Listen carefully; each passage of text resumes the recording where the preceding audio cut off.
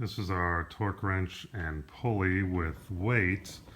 You can see we've got a wheel here with a handle. The rope is threaded over that pulley and down to this weight down here, which is sitting on a force platform, so we can check.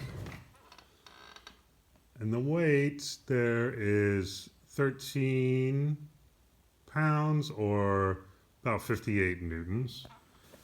So to figure out the torque from this hanging weight, we've got the weight already. We need to know the radius that torque is applied at.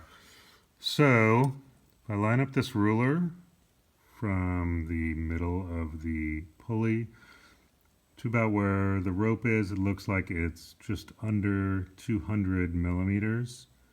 If I'm looking at the center of the rope, I'd say it's maybe 197, or if you're doing it in English units for some reason,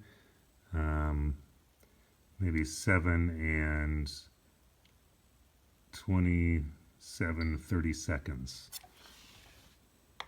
So now what we can do is lift with this digital torque wrench. You can see it's got a socket on the end that can go on the center of the axle here.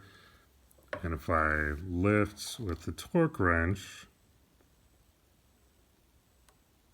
it's giving me about 102 inch-pounds.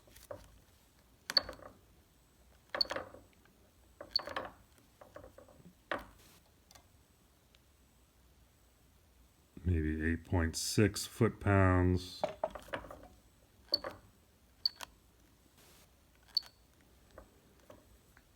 Or in real units, 11.6 Newton meters.